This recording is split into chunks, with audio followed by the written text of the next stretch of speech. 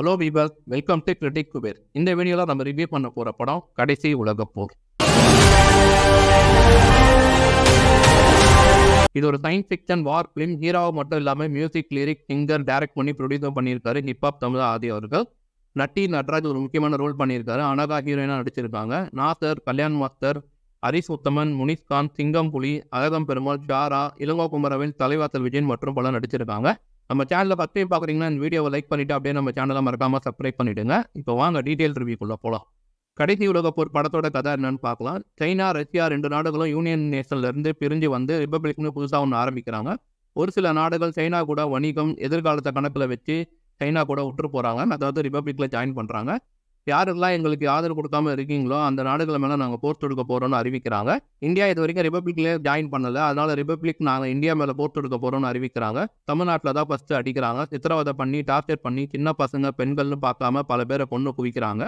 இதெல்லாம் பார்த்துட்டு இருக்கிற தமிழ்நாட்டோட சிஎம்மா நாசர், தமிழ்நாடு மக்கள் நலனுக்காக நாங்கள் ரிப்பப்ளிக் கிட்ட சரண்டர் ஆகிறோம், எங்கள் மக்களை விட்டுருங்கன்னு நியூஸில் வெளிப்படையாக அனௌன்ஸ் பண்ணுறாரு. இதுக்கப்புறம் இந்த கதையில் அடுத்தடுத்து அரங்கேறிய சம்பவங்கள் தான் மொத்த படமே.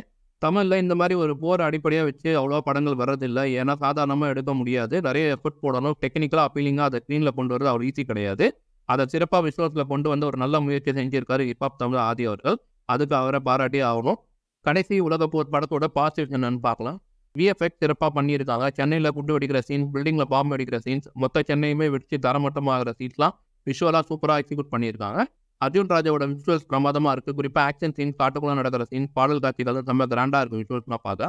பர்ஃபார்மன்ஸ் பொறுத்த வரைக்கும் ஆதி, நட்டி மற்ற எல்லாருமே டீசெண்டாக பண்ணியிருக்காங்க. ஃபர்ஸ்ட் ஹாஃபோட கம்பேர் பண்ணும்போது செகண்ட் ஹாஃப் பெட்டராகவே இருக்குது. ஆதியோட பேக்ரவுண்ட் போர் நல்லாவே இருக்குது. நிறைய இடத்துல தமிழ் ரேப் போர்ஷன் யூஸ் பண்ணியிருக்காரு.